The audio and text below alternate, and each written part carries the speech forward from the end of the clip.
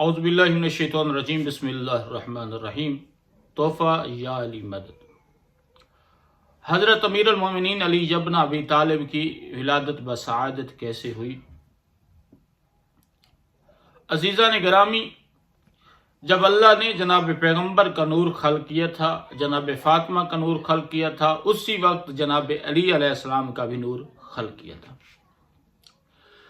حضرت امیر المومنین علی ابن ابی طالب کی ولادت بسعادت 13 رجب المرجب کو 30 ہجری عام الفیل کے مطابق 400 سن جمعہ کا دن مکہ مکرمہ میں خانہ کعبہ کے اندر ہوئی۔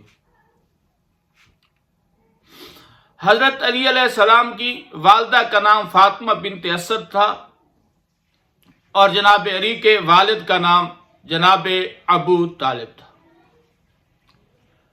ایک دن فاطمہ بنت اسد جناب علی علیہ السلام کی والدہ گرامی کے پیٹ میں درد ہوا اور جناب فاطمہ بنت اسد جناب پیغمبر کے پاس آئی اور مشورہ کیا، اور جناب پیغمبر نے مشورہ دیا کہ فاطمہ بنت اسد آپ کعبے میں جائیں۔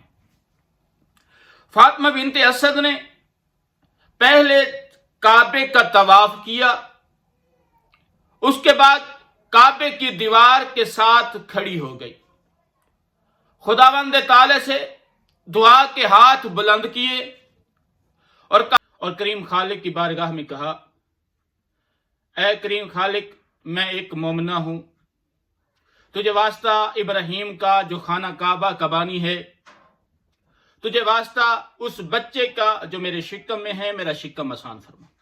دیوار کعبہ پھٹ گئی، جناب فاطمہ بنت اسد کعبہ کے اندر داخل ہوئی، پھر دیوار کعبہ بن گئی، پہلے جیسے پہلے تھی اسی طرح بن گئی۔ 3 دن جناب فاطمہ بنت اسد اور جناب علی نے قیام کیا خانہ کعبہ کے اندر۔ جب ولادت بسعادت ہو گئی جناب علی علیہ السلام کی، تو اس وقت جناب علی نے آنکھ نہیں کھولی تھی۔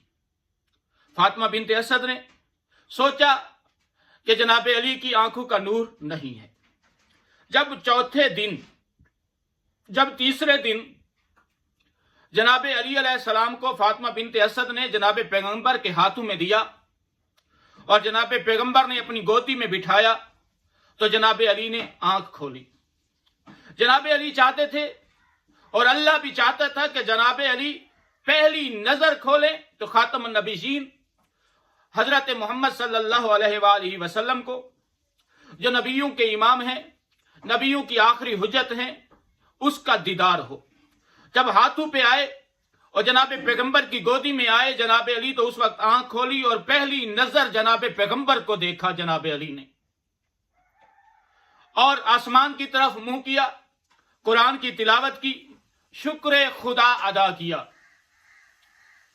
پوری زندگی، جتنی بھی زندگی جناب علی نے گزاری، کبھی بت کے سامنے اپنا سر نہیں جھکایا۔